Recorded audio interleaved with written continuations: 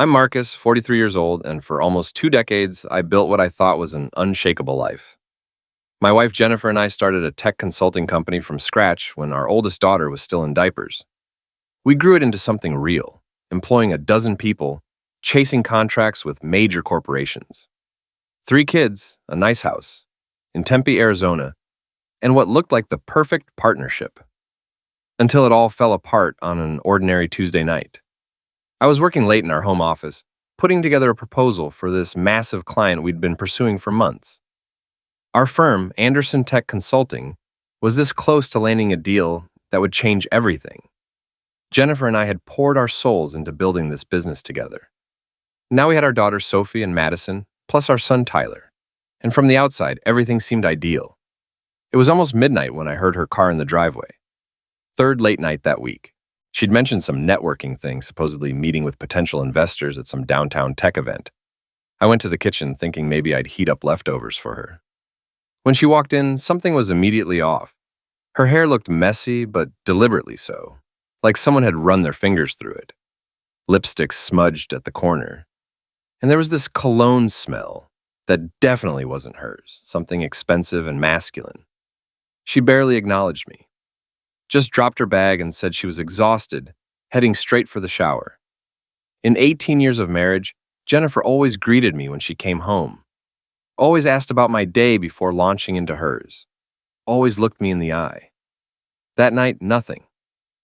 I stood there listening to the water running upstairs and felt this cold certainty settle in my chest. I went back to the office and checked our shared calendar. No networking event listed anywhere. Opened her work email, which she'd given me access to years ago for business continuity purposes. No invitations, no confirmations, nothing about any mixer or investor meeting. That's when I started really digging. The next morning, I acted completely normal. Made breakfast for everyone, asked Jennifer about her day ahead. She sat there scrolling through her phone, barely present. Mentioned some client meeting at 10, then lunch with an investor, said she'd probably be late again. Sophie came down with her backpack, sharp as hell at 16. She glanced between us, and I could tell she sensed something was wrong, but didn't say anything. Tyler thundered in next, 13 and always hungry, grabbing food without sitting. Our youngest, Madison, was still getting ready upstairs, probably trying on different outfits. After everyone left, I did something I never imagined doing. Called my brother Derek. He's a divorce lawyer in Phoenix, one of the best in the state. I needed advice before going any further down this road. When he picked up, I hesitated. Saying it out loud would make it real. But I told him everything. The late nights, the missing calendar entries, the cologne, the way she'd stopped really seeing me. Derek listened without interrupting, then told me I needed proof. Solid documentation, especially with the business involved. He said to check anything I had legal joint access to, but to stay clean and not hack into anything personal. I spent 3 days going through our financial records. Everything was joint for the business, transparent for tax purposes. That's where I found it. Hotel charges in Phoenix at these boutique romantic places, not the ones we used for business travel. 5 different transactions over 6 weeks, all on Wednesdays, all charged to our company card under client entertainment expenses. Then the restaurant receipts. Expensive dinners for 2, wine that cost more than we spent on groceries in a month. She'd categorized everything as business expenses, making it all tax deductible.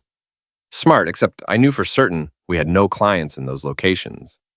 I photographed everything, built a timeline, cross-referenced it with her actual calendar that I found on her laptop. Every Wednesday for 2 months, she'd blocked off personal time from 5 in the evening until midnight.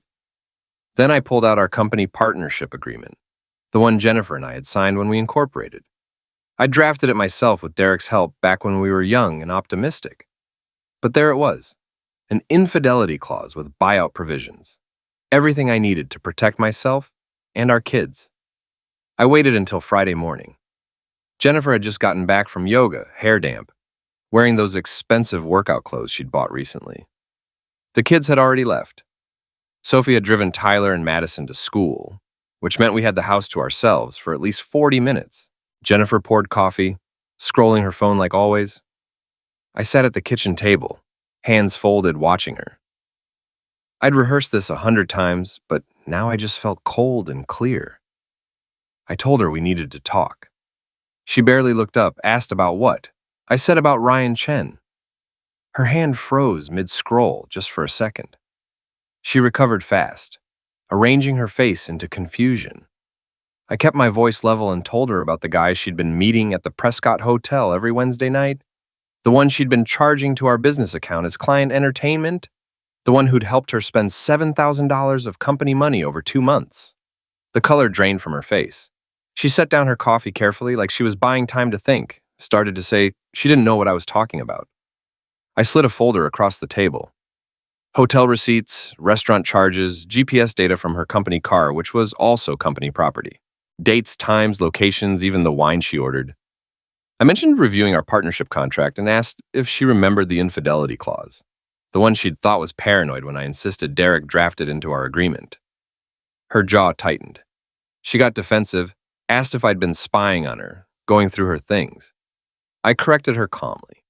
Said I'd been reviewing our business expenses, something any 50% partner had the legal right to do. What I found was my wife systematically stealing from our company to fund an affair. That was embezzlement and fraud. She tried to leave, regroup, probably come back with a better story. I'd seen her use that tactic in business negotiations countless times. I told her not to insult me by lying anymore. Said I had everything, including text messages she thought were deleted and statements from hotel staff confirming she was a regular guest. The mask dropped completely. She got angry, asked if I wanted to know why. Raised her voice saying I hadn't touched her in over a year. That all I cared about was work and the kids and the house. That she felt invisible in her own marriage. I stood up slowly, poured more coffee. My hands were steady. Told her exactly what was going to happen. She was going to call Ryan and tell him she'd be permanently free next week because I'd be handling the divorce papers. She froze completely, eyes going wide. Asked if I was serious. Started saying we had kids, a business, a life together. Was I really going to throw everything away over this? I looked at her and felt nothing but disappointment. Told her I wasn't throwing anything away. That she already did that the moment she chose to lie, steal, and betray everything we built. Said I wanted her out by Sunday evening, that she could stay at her sister's place. Jennifer didn't leave quietly. She spent the next hour trying every manipulation tactic she had. First came tears and pleading.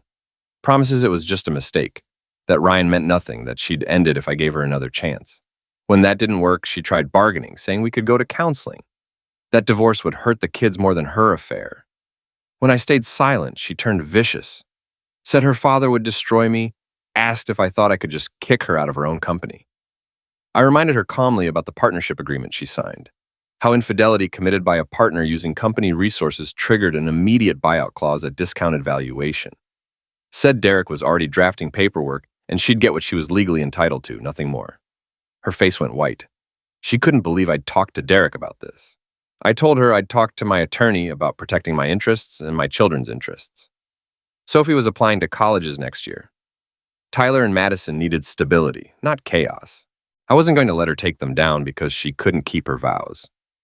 That shut her up briefly. She said the kids didn't need to know about this, that we could tell them we grew apart, that we could be civil. I agreed, which is why I expected her to pack quietly and leave without a scene. Because if she forced me to explain to Sophie why her mother destroyed this family, I would tell the truth. That afternoon, after Jennifer locked herself in the bedroom, I sat down with Sophie.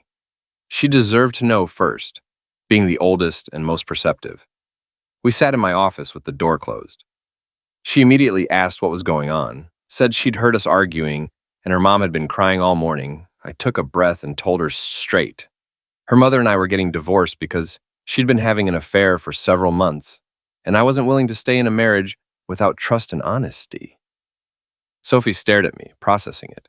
I watched confusion turn to understanding, turn to anger flash across her face. She said that's why Jennifer had been gone so much. All those Wednesday night meetings. She told me she knew something was wrong, that her mom had been different and distant. She'd thought maybe we were just stressed about work. I apologized that she'd noticed. She got firm and told me not to apologize, that Jennifer did this, not me. Asked if we'd be okay. I promised we'd be fine, better than fine, said I needed her help with Tyler and Madison, though, that they'd need their big sister more than ever. She nodded, wiping her eyes, then asked about the business. I told her I was buying Jennifer out, that the company would continue, Our employees would keep their jobs. Nothing would change professionally. That evening, I sat Tyler and Madison down together in the living room. Told them simply that their mom and I were getting divorced, that sometimes adults make mistakes and hurt each other, and the best thing is to live separately so we can both be better parents. Tyler went silent, his face shutting down the way it does when processing something painful. Madison's eyes immediately filled with tears. She whispered, asking if it was her fault. I pulled her onto my lap and promised it had nothing to do with her, that this was between their mom and me. Told all three of them they were the best thing that ever happened to me, and that would never change. Tyler finally asked where their mom was going to live. I said with Aunt Lisa for now, that they'd still see her, and we'd work out a schedule. By Sunday evening, Jennifer was gone. 3 suitcases packed, took her car, and left without saying goodbye to the kids. Just walked out while they were at their grandmother's house. 18 years of marriage, 3 children, and she couldn't face them. Sophie found me in the garage that night, where I was organizing tools just to keep busy. Asked if Jennifer was really gone. When I confirmed, Sophie said good, that Jennifer didn't deserve me or them. I pulled my daughter into a hug and realized I wasn't broken. I was free. Monday morning hit hard. I was in my office at Anderson Tech Consulting, reviewing the preliminary buyout calculations Derek had sent when Michelle, our executive assistant, knocked. Said someone was here to see me urgently, name of Ryan Chen. My blood went cold and hot, then settled into perfect calm. I told her to send him in. Ryan walked into my office like he owned it. Tall, confident, expensive suit screaming tech money. He had this practiced smile that probably worked on investors and apparently worked on my wife. He extended his hand introducing himself. I didn't take it, just looked at him until he lowered it awkwardly. He said we needed to talk, settled into the chair across from my desk, uninvited. I asked about what? He said about the Morrison contract, the Fortune 500 deal I was pitching. Said he was the VP of technology at Morrison Industries, the one evaluating my proposal. The room tilted. This couldn't be real. I asked if he was joking. Ryan's smile widened. Not joking, he said. Small world. He'd been reviewing my proposal for 3 weeks, said it was impressive work. Mentioned that Jennifer had been helping him understand our company's capabilities during their meetings. There it was, the smugness, the deliberate provocation. I stood up slowly, walked around my desk, and closed the office door. Then I turned to face him, keeping my voice level. Told him my personal and professional lives were completely separate. If he wanted to evaluate our proposal, fine, evaluate it on merit. But if he thought he could leverage his relationship with my soon-to-be ex-wife to manipulate this deal, he was making a serious mistake. His smile faltered. He said he wasn't trying to manipulate anything. I asked why he was here then, in my office, telling me he was sleeping with my wife and reviewing my biggest contract. What exactly did he hope to accomplish? He shifted uncomfortably, said he wanted to be upfront, professional, man to man. I stepped closer. Told him a man doesn't sleep with another man's wife. A man doesn't use business opportunities to rub affairs in someone's face. Said if he wanted professional, he could get out of my office, review the proposal objectively, and make his decision based on the work, not the drama. Ryan stood up and accused me of making it personal. I replied that he made it personal the moment he touched my wife. Told him to leave my office and warned that if he tanked this deal because of his relationship with Jennifer, I'd make sure every tech executive in Phoenix knew exactly why. Said this industry talks and he should choose wisely. Ryan left without another word. I sat back down, hands shaking slightly, and called Derek. Told him we had a problem. That evening, I got home to find Sophie sitting on the front steps looking pale and worried. She immediately told me it was Madison, that she wouldn't come out of her room and had been crying for hours. Sophie had tried talking to her, but Madison wanted me. I found Madison curled up on her bed, hugging her favorite stuffed bear, her 7-year-old face blotchy and wet. My heart broke. I sat on the edge of her bed, and she looked up at me, asking if Mommy was coming back. I promised she'd visit, that Madison would see her all the time. Madison asked why Jennifer left, if she did something bad, if she wasn't good enough. I pulled her into my lap, holding her tight, told her to listen, that none of this was her fault, not one bit, that sometimes grown-ups make mistakes and hurt each other, and the best thing is to live separately. But her, Tyler, and Sophie were perfect, the best parts of both their parents. Madison sobbed that she missed her mom. Tyler appeared in the doorway, silent and watching. At 13, he was trying to be strong, but I could see the cracks forming. I called him over. He hesitated, then walked to us. I pulled him into the hug, too, and we sat there, the three of us, while Madison cried and Tyler fought back his own tears. I promised them we'd be okay, that I wasn't going anywhere, Sophie wasn't going anywhere. We'd figure this out together. Later that night, after I'd gotten Madison to sleep and Tyler had retreated to his room, Sophie found me in the kitchen. Said Jennifer had called and wanted to talk to the kids tomorrow. I said okay. Sophie admitted she didn't want to talk to her mom and asked if that was wrong. I pulled her into a hug, told her no, that she felt what she felt. But Jennifer was still her mom, and eventually she'd need to find a way to communicate, even if she was angry. Sophie whispered that she was so angry at Jennifer, at what she did to me, to us. I said I knew that I was too, but we couldn't let anger poison us. We were better than that. Sophie nodded against my shoulder and said she was glad I was her dad. I told her I was glad she was my daughter. Derek called me Thursday morning with news that made everything worse. Said he'd found something, asked if I remembered the money we'd been saving for the move to Seattle. The $75,000 in the joint savings account, earmarked for the down payment on the house in Seattle. My stomach dropped. I asked Mus what about it. He said it was gone. Jennifer had transferred it to a personal account 2 weeks ago, before I even confronted her. I sat down heavily. That money represented years of sacrifice, extra contracts, late nights, skipped vacations. We'd been planning to relocate the business to Seattle, expand into the Pacific Northwest market. The kids were excited. Sophie had already visited the University of Washington campus. I asked if we could get it back. Derek said we could try, but it would take time. Jennifer would claim it was for business expenses or that she was entitled to half in the divorce settlement. The fact that she moved it before I filed might actually work in our favor, though, showed premeditation. I drove to Lisa's house, Jennifer's sister's place, where Jennifer had been staying. Lisa answered, looking uncomfortable, said Jennifer wasn't there. I told her calmly I wasn't there to fight, but Jennifer stole $75,000 from our family, money meant for our kids' future. I needed to know if Lisa was aware of what Jennifer was doing. Lisa's face fell. She said Jennifer told her it was her money, that I was trying to freeze her out.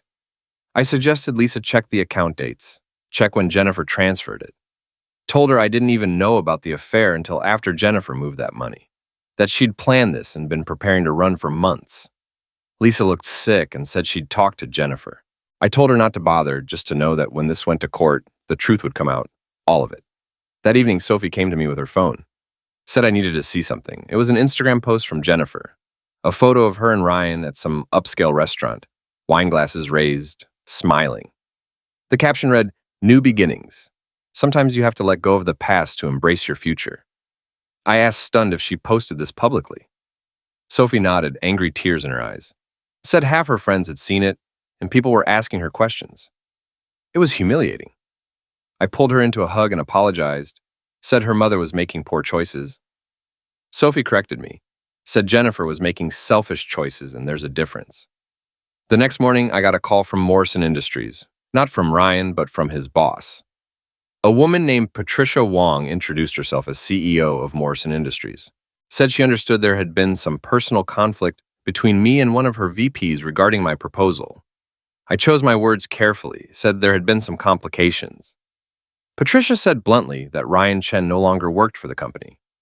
They didn't tolerate employees who created conflicts of interest or engaged in unprofessional conduct. My proposal was still under consideration and would be evaluated solely on merit. She apologized for any distress the situation had caused. After she hung up, I sat back in my chair. Ryan had been fired. Jennifer's meal ticket was gone. I felt absolutely nothing but cold satisfaction. Friday afternoon, I was picking up Tyler from wrestling practice when my phone exploded with notifications. Texts from Sophie, from other parents, from neighbors. I pulled over and checked.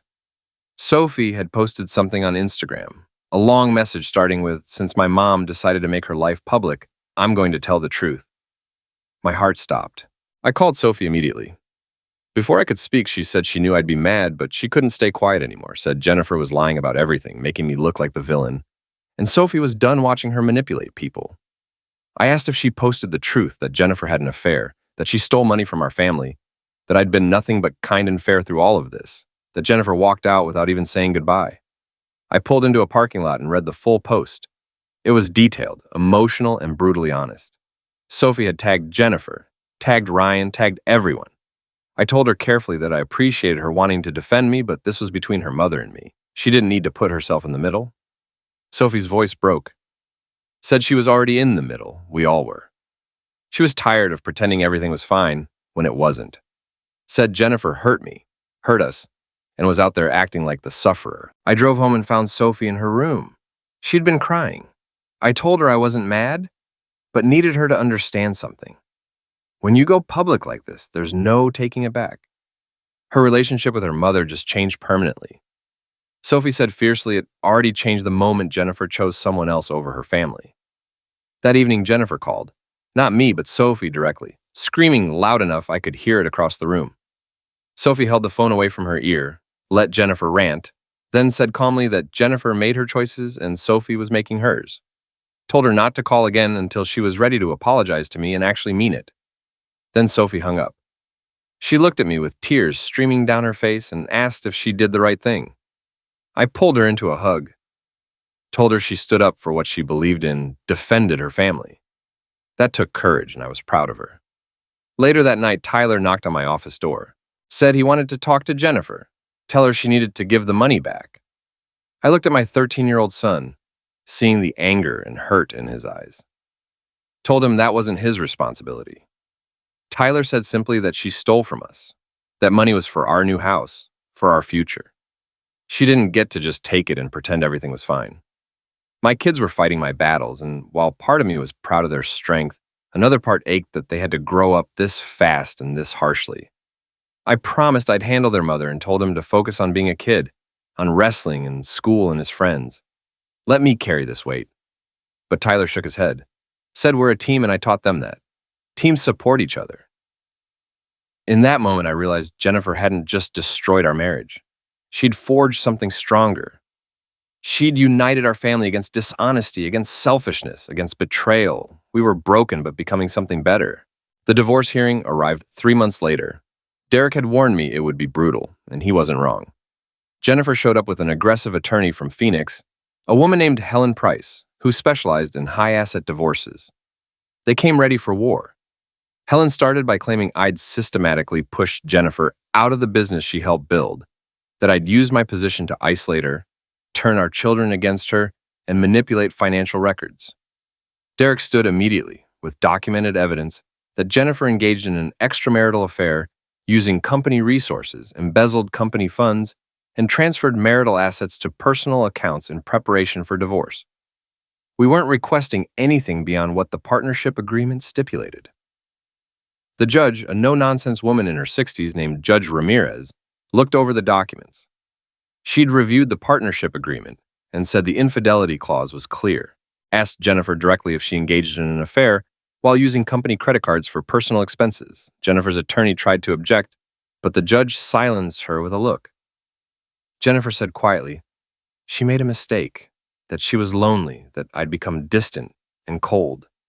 She sought companionship. Judge Ramirez interrupted and said, that's not what she asked. Did Jennifer use company funds for personal expenses related to an extramarital affair? Jennifer hesitated, then said yes, but tried to continue. The judge cut her off again and asked if she transferred $75,000 from a joint savings account to a personal account prior to divorce proceedings. Jennifer argued that money was hers too. She earned it. Derek stood again and explained that money was specifically designated for a family relocation and business expansion to Seattle. Jennifer transferred it 3 weeks before I even knew about the affair. We had documentation showing premeditation. Judge Ramirez reviewed more documents and ordered the immediate return of 70% of that money to a joint account pending final asset division. Said Jennifer would receive her buyout according to partnership agreement terms, which, given the circumstances, was generous. Jennifer's face went white. Helen Price tried to argue, but the judge had made her decision. Outside the courtroom, Jennifer approached me with tears streaming down her face. Said, please don't do this. We could still fix it. I told her calmly there was nothing to fix. She made her choices, and now she lived with the consequences. She said desperately, "What about Ryan? He lost his job because of me. He was struggling. They needed that money." I stared at her, genuinely shocked, asked if she was asking me to fund her affair after everything. She said she was asking me to have compassion. I told her I had compassion for our kids, for the family she destroyed, for the future she threw away. But for her and Ryan, they were on their own.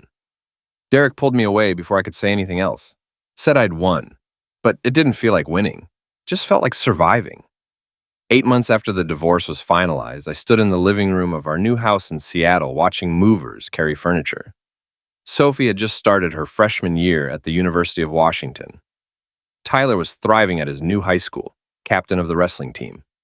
Madison had made friends in her second grade class and barely mentioned her mother anymore. The business had survived, more than survived. Without Jennifer's drama and Ryan's interference, we'd landed the Morrison contract and 2 additional Fortune 500 clients. I promoted my senior developer to partner, brought in fresh talent, and opened our Seattle office ahead of schedule. Jennifer had moved in with Ryan, who'd found work at a smaller tech company at half his previous salary. She'd burned through her settlement money within 4 months, tried to take me back to court for more support, and lost. Sophie refused to speak to her. Tyler saw her once a month out of obligation. Madison asked about her sometimes, but didn't seem particularly interested in visiting. Robert Hayes, Jennifer's father, had become a regular presence in our lives. The 67-year-old showed up for Tyler's wrestling matches, took Madison to the park on Saturdays, and had Sunday dinners with us once a month. He told me after one dinner that I was a good man, better than his daughter deserved, and he was sorry for what she put me through. I replied that his grandchildren needed their grandfather, and that's what mattered now. Sophie came downstairs carrying a box of books and asked where I wanted them. I told her it was her choice. This was her home too. She smiled, the first genuine smile I'd seen from her in months. Said it felt good here, like we could breathe again. That evening after the kids were asleep, I sat on the back porch of our new house looking at the mountains in the distance. My phone buzzed with a text from Derek saying Ryan Chen had filed for bankruptcy and Jennifer was calling everyone for money. I deleted the message. Their problems weren't mine anymore. I thought about the man I'd been a year ago, the one who discovered his wife's betrayal and thought his world was ending. I'd been wrong. My world hadn't ended. It had just cleared away the rot so something stronger could grow. I taught my kids that integrity matters, that honesty matters, that you don't compromise your values even when it hurts. They watched me stand up for myself, fight for them, and rebuild from ashes. Sophie was thriving in college. Tyler was confident and strong. Madison was happy. And me, I was free. The betrayal had broken me open, but what grew back was tougher, clearer, better. I learned that love without respect is worthless, that trust is earned daily, and that sometimes the strongest thing you can do is walk away. I didn't hate Jennifer anymore. I didn't think about her much at all. She was just a chapter in my story, not the whole book. And the next chapters were mine to write.